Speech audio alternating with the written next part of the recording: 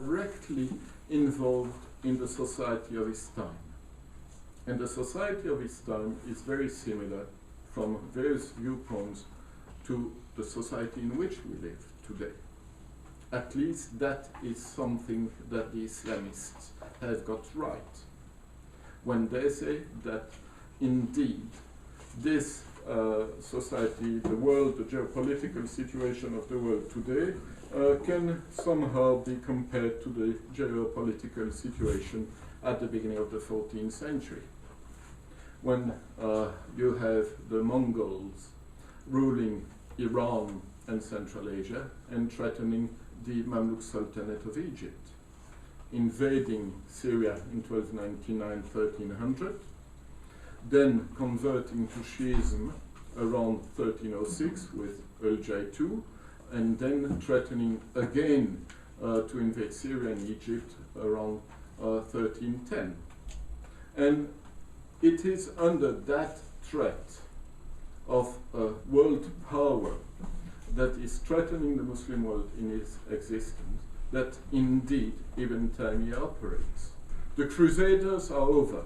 They came to an end in 1291, and they were not that important. They didn't threaten the Muslim world in its existence. The Mongols did. But then the Mongols converted to Islam. In 1295, Ghazan, the Ilkhan ruler of Iran, converts to Islam. But he still wants to destroy the Mamluk Sultanate.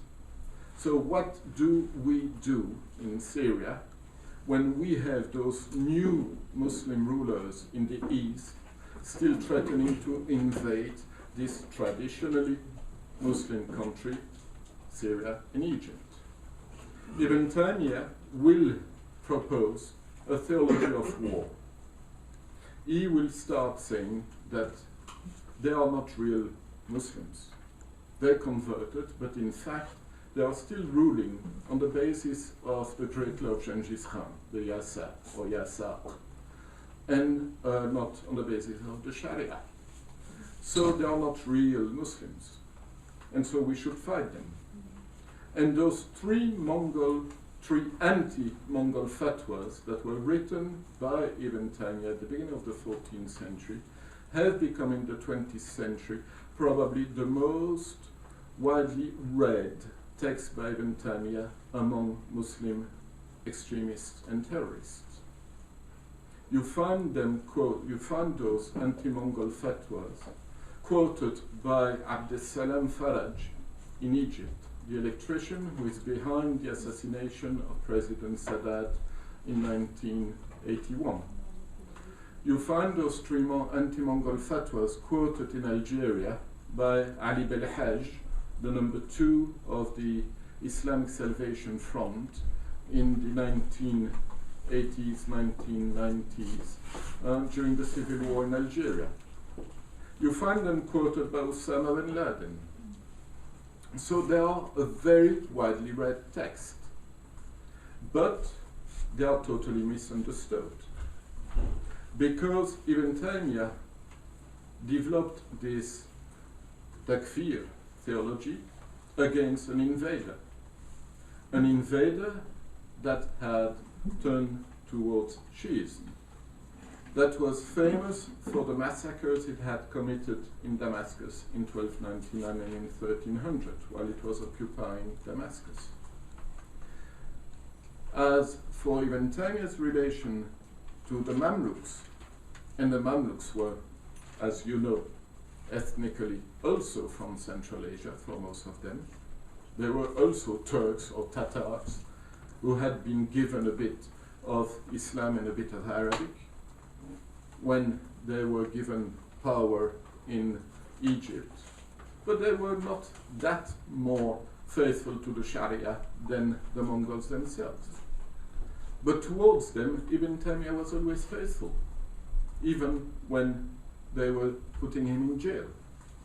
The young Sultan Nasser Muhammad, son of Qalawun, under whom he lived, he calls in some work the renovator of the religion in his time, Mujaddid ad-Din, or Muhyi ad-Din. renovator of the religion. So he's totally loyal. So when you read Osama bin Laden, Ali Belhaj, or Abdeslam Faraj, you see that they say, for example, to Sadat or to the Algerian generals, you do not rule according to the Sharia. You rule on the basis of foreign laws, inherited from French colonization in Algeria, or imposed by America and leading you to go to Jerusalem in the case of Sadat. So you do not rule on the basis of the Sharia, but you rule on the basis of imported other laws. So you are not a Muslim. So we have to fight you. So that's what I've called Mongolizing Islamism, because it's an Islamism that assimilates the rulers of Muslim countries to the Mongol invaders. It Mongolizes them. But it's a misreading of Ibn Taymiyyah. Ibn Taymiyyah was always loyal towards his own Mamluk rulers, because that's one of the basic principles of the Sharia, which is not specific to Ibn Taymiyyah, particular to him, but which you find among all the different schools. You cannot rebel, you cannot take arms against your own rulers. Why? Because the companions pledged allegiance to the Prophet on the basis of 3 engagements. We will obey.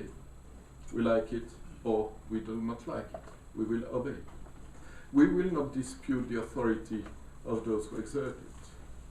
But we will say the truth, or we will stand up for the truth without fearing being blamed by anybody. But there is a difference between opening your big mouth and taking your Kalashnikov and killing Sadat or starting a civil war. Ibn Taymiyyah was never in favor of any kind of tyrannicide. And those Islamists who in the 20th century have assimilated the rulers of Muslim countries to the Mongols using the anti-Mongol fatwas of Ibn Taymiyyah have basically made a confusion between external policy and internal policy. They've considered the kind of theology he had developed in a fatwa for a very particular reason, to mobilize Syria against the invaders. They've considered that it was the basis for his relation with his own rulers, and that those texts could indeed be used today to dispute the Islamic character of the rulers of Muslim countries. That was Mongolizing Islamism. Supposedly, Ibn Taymiyyah was condoning tyrannicide. In fact, he was not. He was condoning, yes, resistance against invaders, but he always kept totally loyal to the Mamluks, his own rulers. And he's very clear. He says 60 years of an unjust,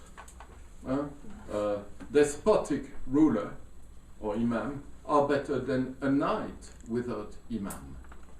It's the most traditional loyalist approach that you have in Ibn Taymiyyah as you have in generally the other classical thinkers of Islam.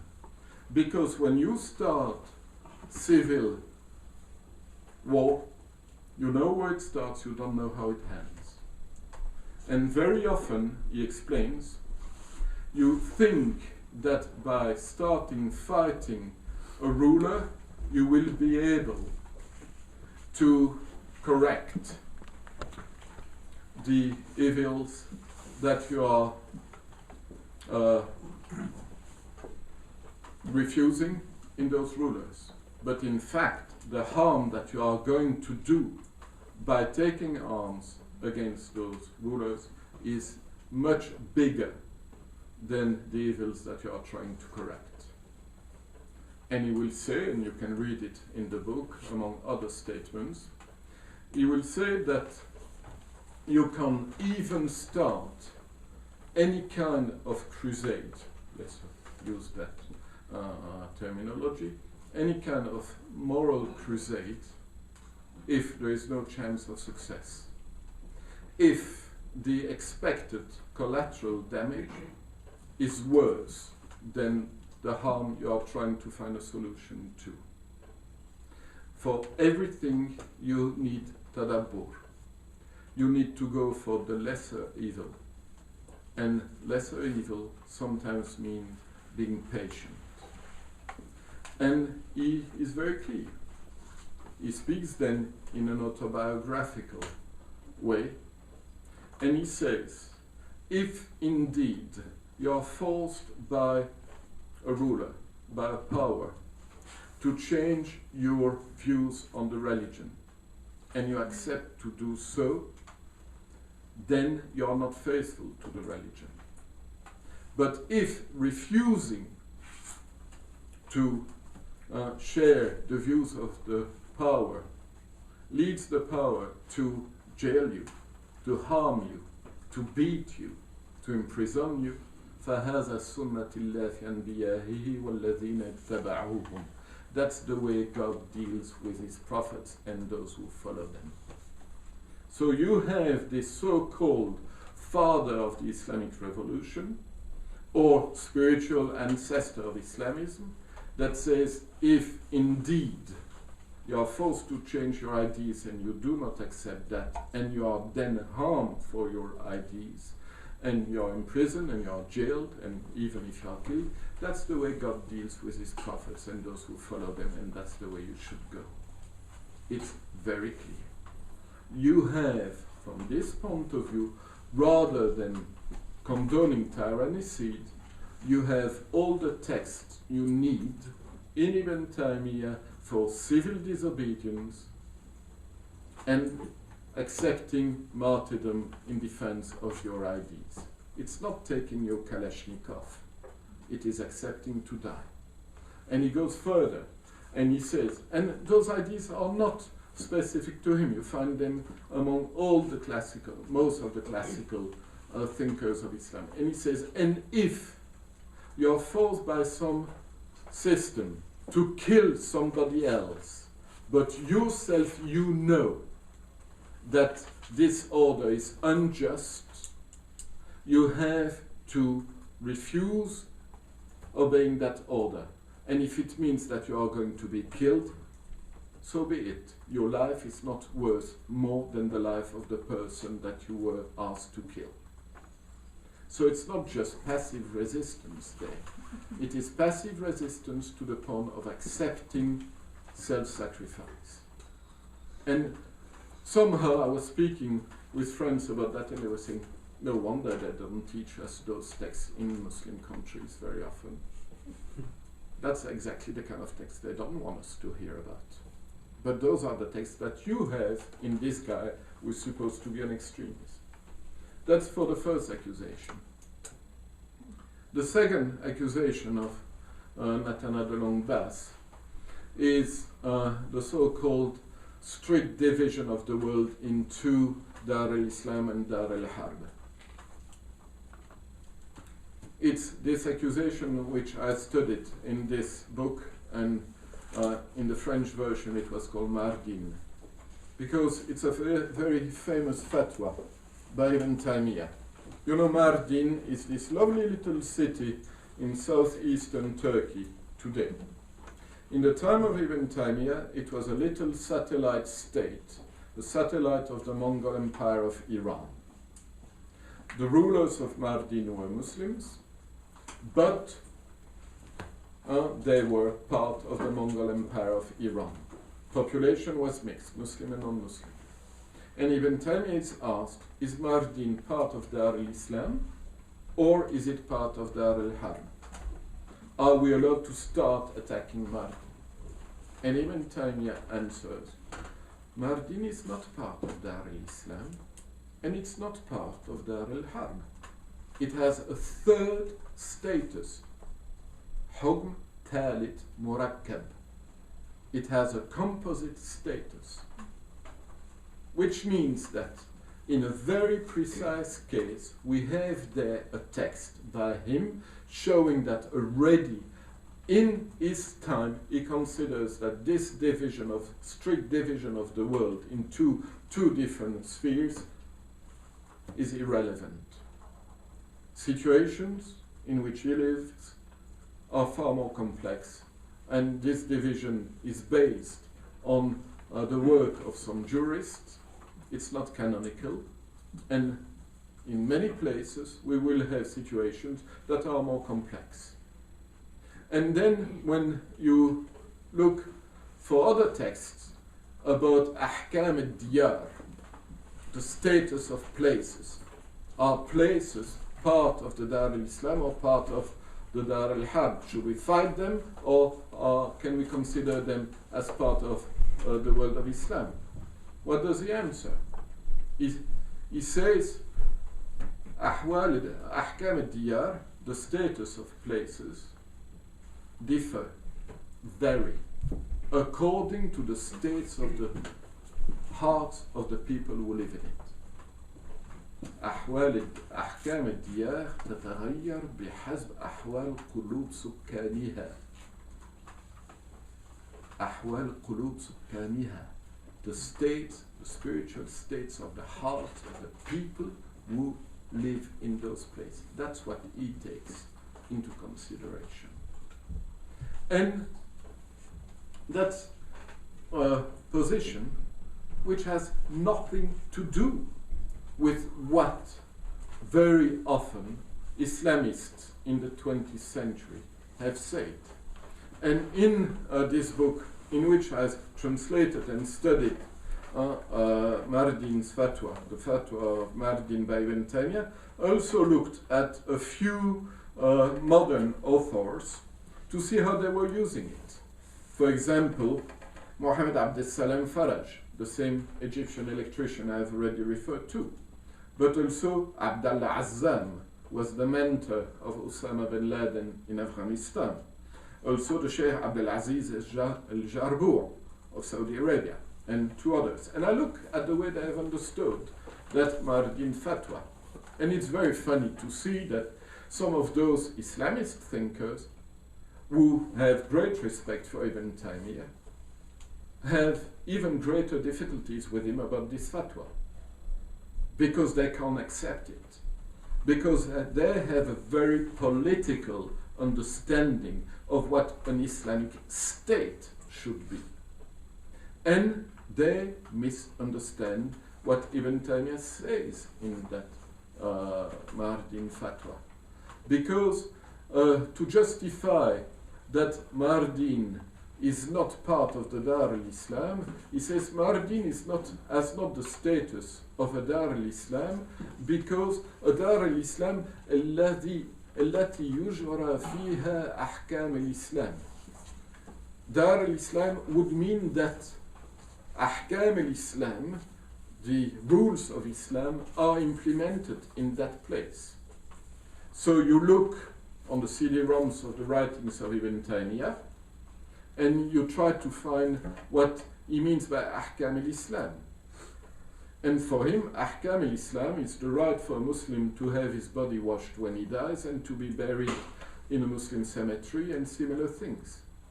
Problem is that all 20th century Islamists consider that Ahkam al-Islam means Hukumat Islamiyah.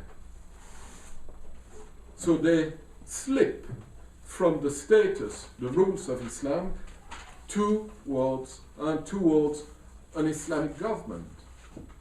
And so they have great difficulties, because their understanding is that to have a realm of Islam you need to have an Islamic government. They have great difficulties with those texts of Ibn Taymiyyah, in which Ibn Taymiyyah says that in fact the status of place vary according to the states of the hearts of the people who live in it. It's nothing to do with the political system ruling that place. But we have a politicization of the thought of Ibn Taymiyyah which is totally unfaithful to his understanding. In fact, his understanding of reality, his approach to reality is religious, ethical. It's not really political. But we take politics for granted, as if it was the only window through which to look at reality. We take, for example, the work of Ibn Taymiyyah, السياسة الشرعية, to mean a political regime. Siyasa doesn't mean politics. Sas al-ibil means he led the camels to the place where they would drink. It's nothing to do with polis in the Greek sense. So a siyasa shar'iyya is the guidance of the community on the way of the Prophet. That's what more or less it means. In his case, an example he gives to explain what siyasa means, he says it's like a shepherd. A shepherd cannot claim to be a shepherd if he is not followed by his sheep. Similarly, a sa'is or a ra'is cannot claim to develop a siyasa if indeed he is not followed by people. And we have there another approach to politics than what those Islamists and also Orientalists make him say in the 20th century. But to come back to the second accusation by Nathana de Longbas, it's obvious that she didn't read the Mardin fatwa. But if she had read the Mardin fatwa, it would become very difficult for her to say that for Ibn Taymiyyah the world is indeed divided strictly in those two different spheres. No, the situation is more complex than that. And then the third accusation is that he is some kind of professional mukaffir, calling people unbelievers as soon as they do not share his own ideas. Come on. Have you read his fatwa on the calendar? The calendars are the Sufi hippies of the 14th century, to make it short. They are the guys who do not follow any kind of religious prescription or societal rule. They go around naked, covered with tattoos or piercings, because that shows that they are suffering out of love for the Lord. Not respecting anything, living in cemeteries, shaved completely, even eyebrows and eyelashes. Very, very unconventional, to say the least. And Ibn Taymiyyah is asked, what do we do with those guys? And he starts in his fatwa on the calendars, which is translated in the book here. He starts by saying, yeah, of course, they are not really Muslims. And there are so many like them. But then instead of continuing in that direction, which would lead to the takfir, etc., he says, in fact, if there are so many like them, it's because the ulama, the scholars, are not doing their job properly. It's because we live in a time where the effects of prophethood have cooled down.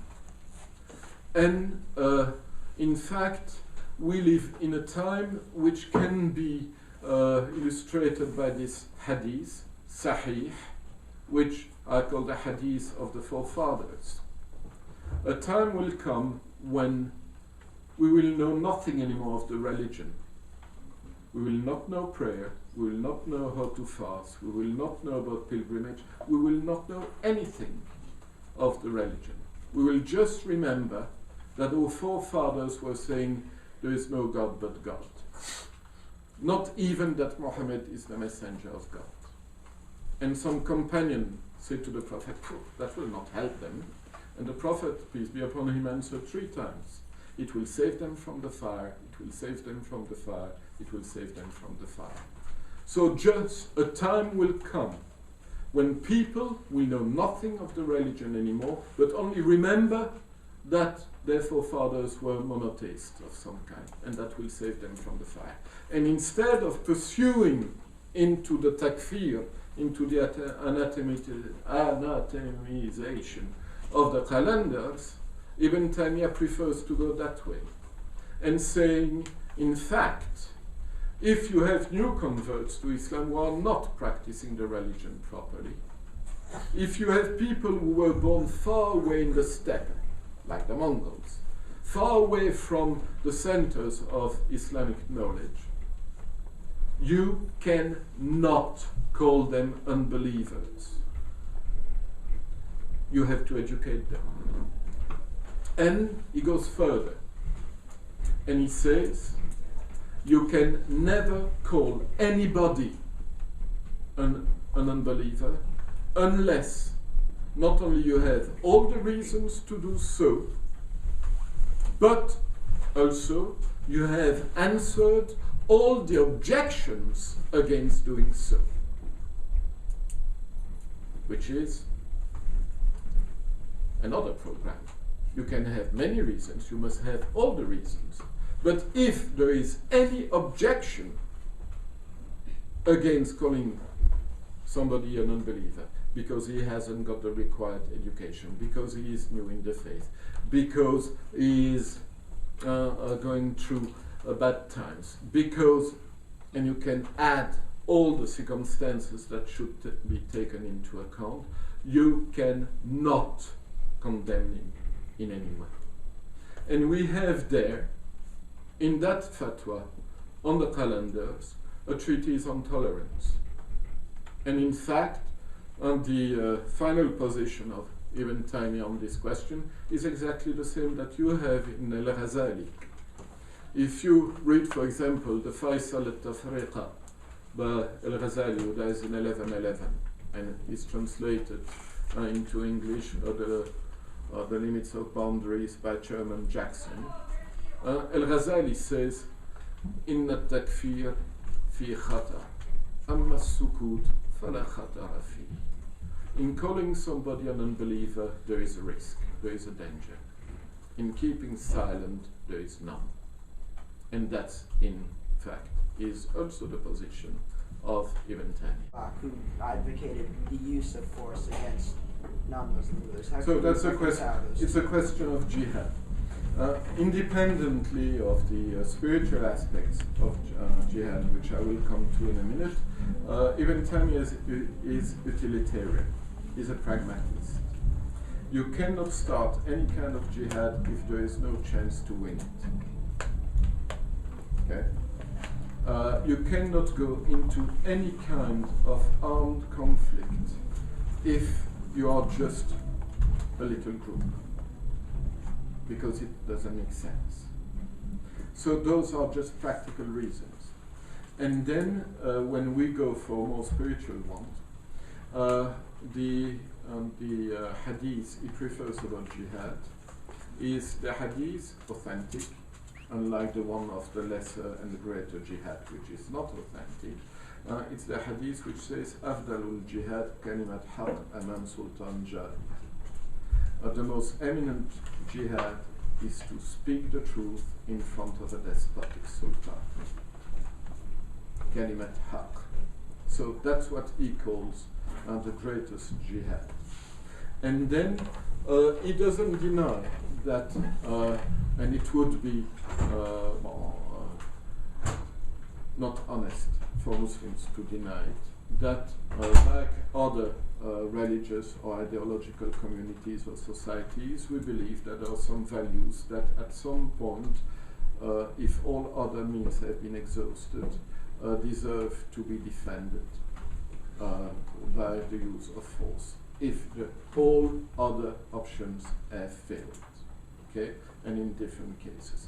And he looks at jihad as a continuum.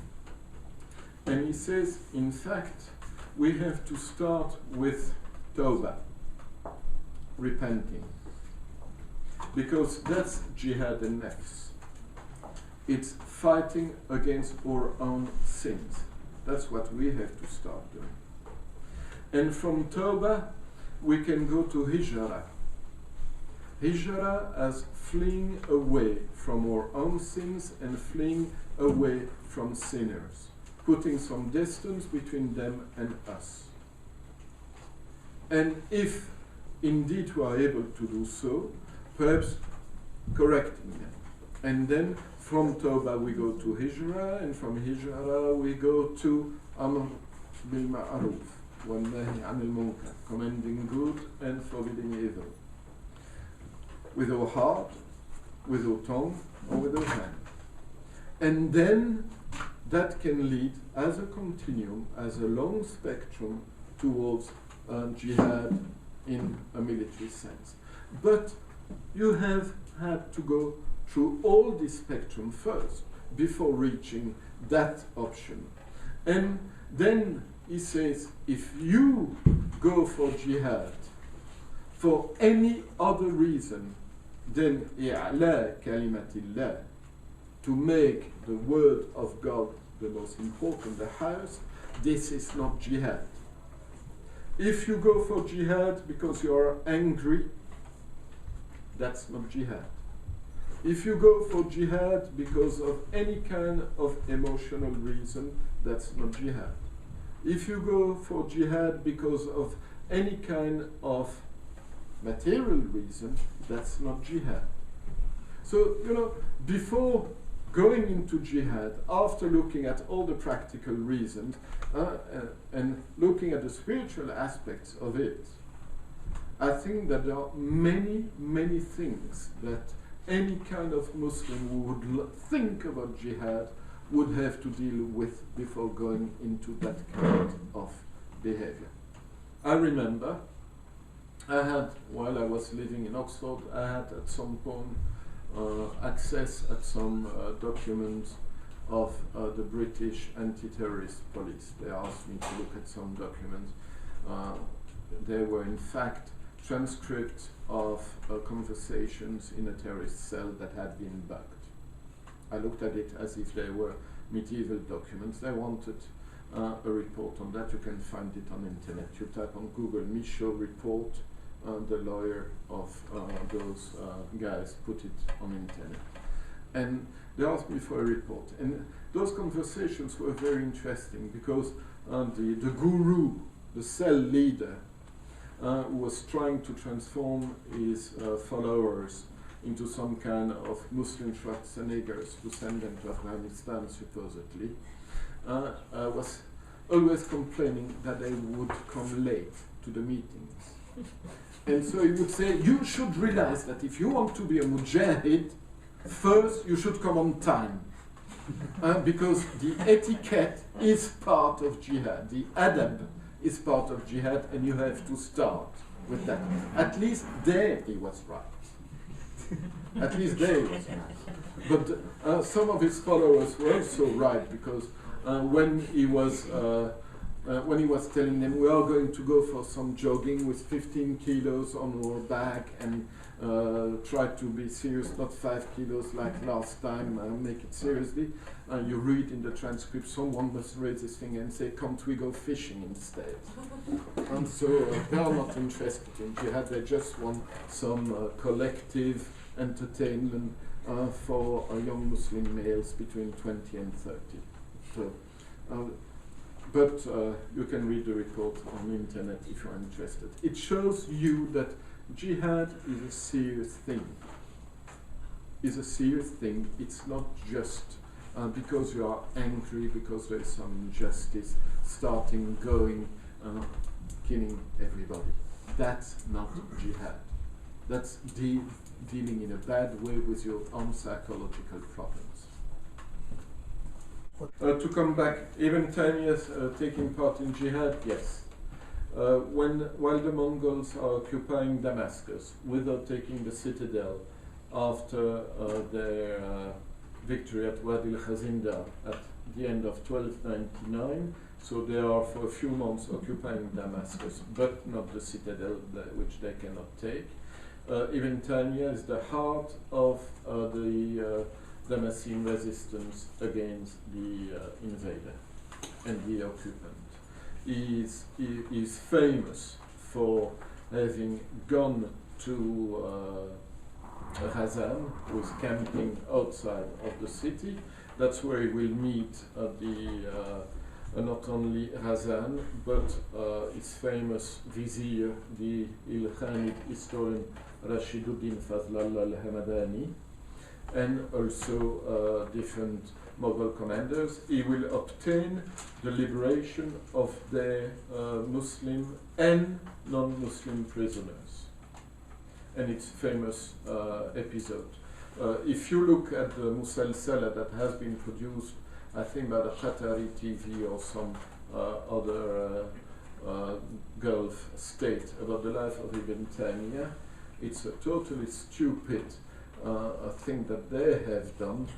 They show Ibn Taymiyyah speaking to the Mongol occupier of Damascus, and the Mongol ask him, and why do you want me to release the Ahl Zimma, the Zimmis, not only the Muslims? And Ibn Taymiyyah is made to answer, oh, لأنهم من أهل وطننا, because they are people of our own country, they are compatriots. It's stupid. We have the text by himself in which he says, yes, I said, because لأنهم من أهل ذمتنا, because they are people under our protection. But you see, Arab modern nationalism even switches the historical reality from religious answer, which makes sense, to a nationalistic modern one, which doesn't make sense.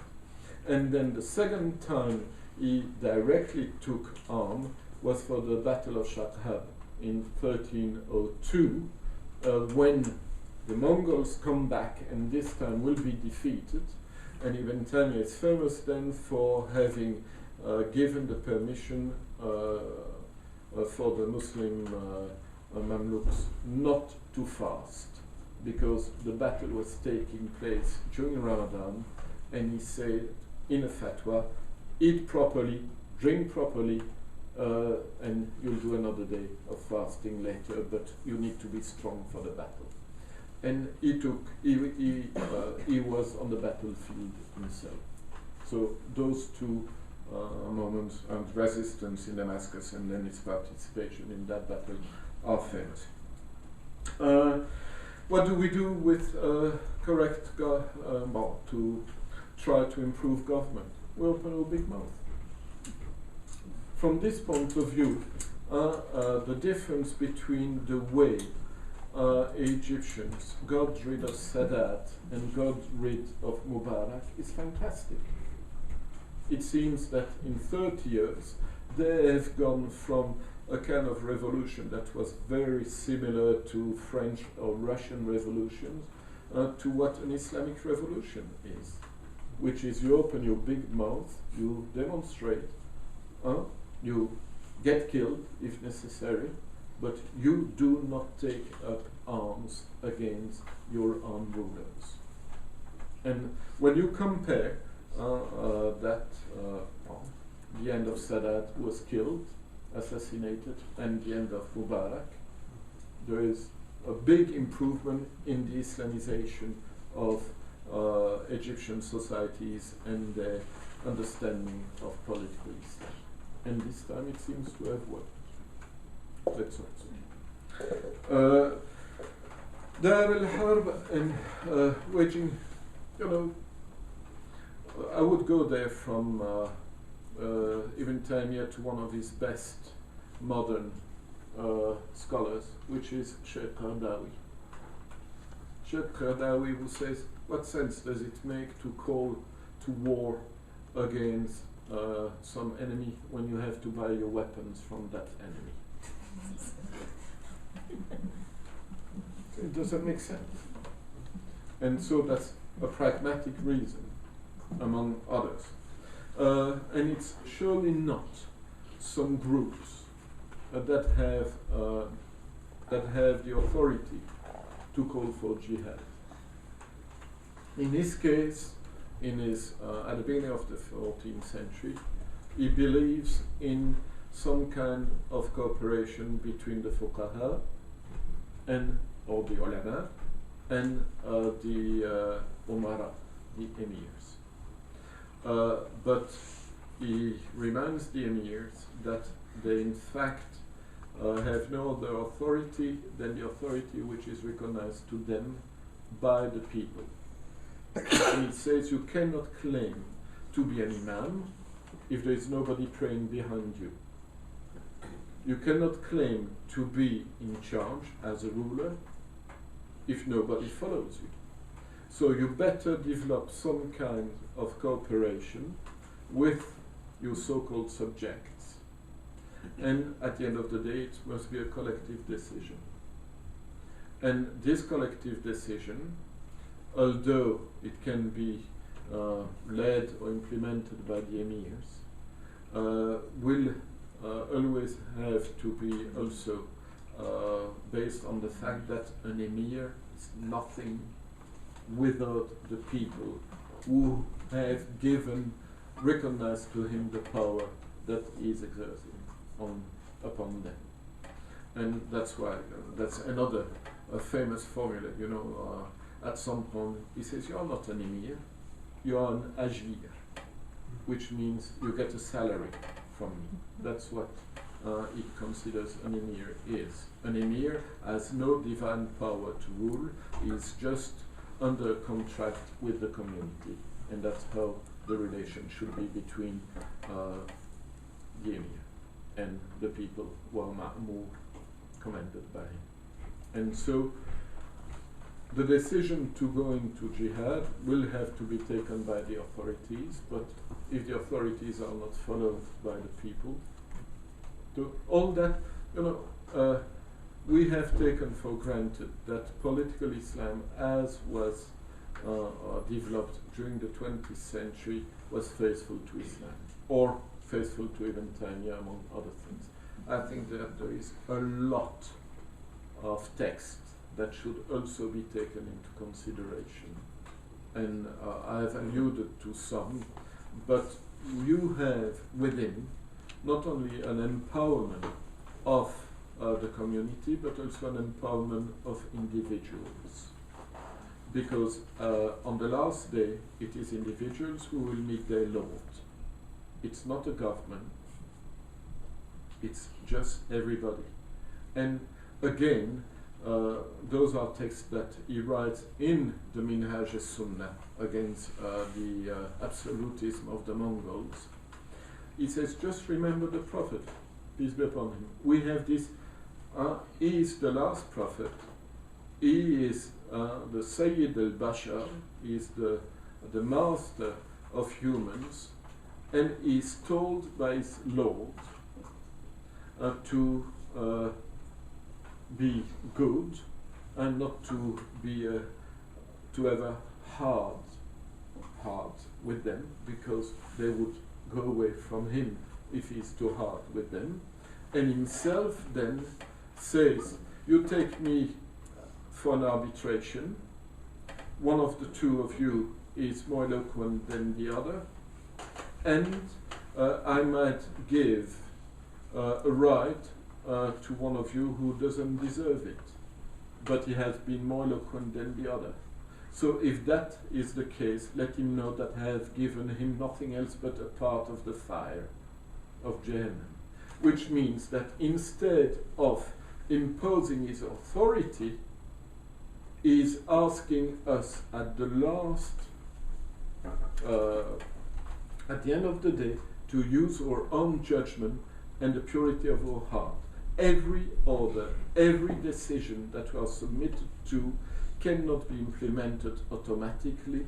It must transit through our own pure heart and purity of intention, because it is not the authority that will be judged, it is us.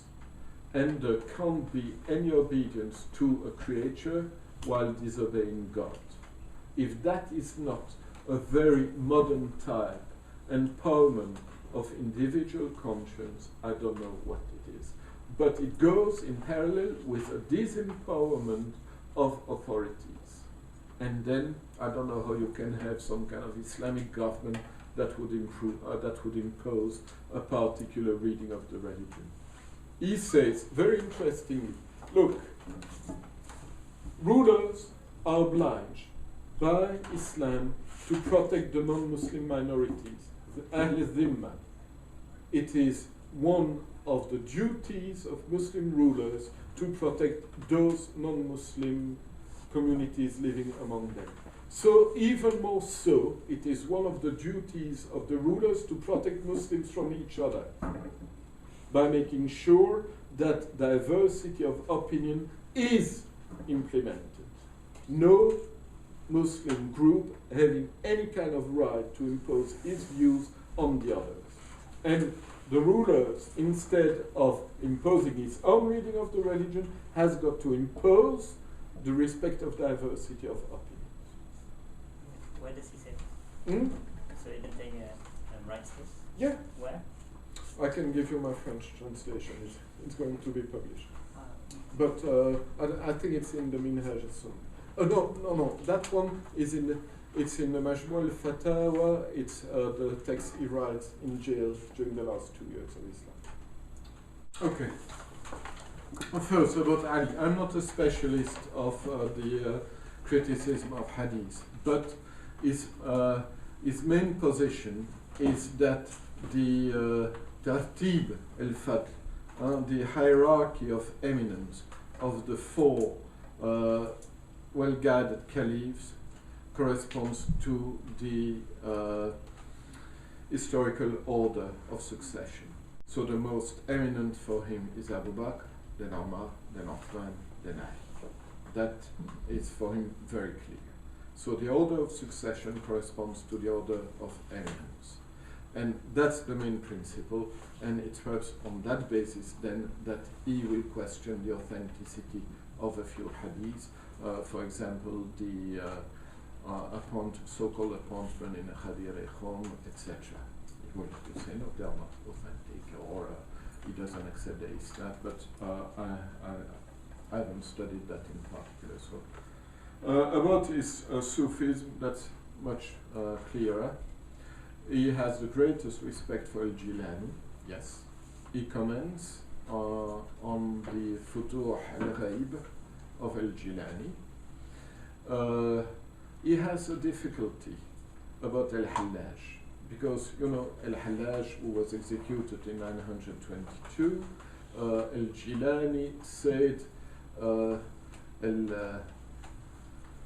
al-Qatil mujtahid wal-Maqtul shahid. The one who executed al-Hallaj was Mujahid and Mujtahid, and the victim was a martyr. Ibn Taymiyyah has a difficulty with that, especially as it is coming from al-Jilani. He has also difficulty with al-Jilani saying, if I had been there, I would have helped al-Hallaj and he would not have slipped. So, his love for Abdul Qadir is not unconditional. It is informed, it is great, but it's not unconditional. In fact, his somehow unconditional respect is for the early Sufis, pre-Bastami, pre-Junaid, those that we have somehow very little literature about, like Bishr Hafi, Sarid Saqati, all those were first and second century ascetics. Those he has the greatest respect for.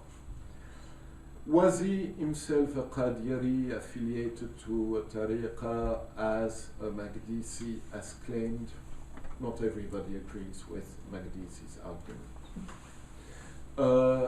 What I find far more interesting is what himself says about tasting the sweetness of the faith.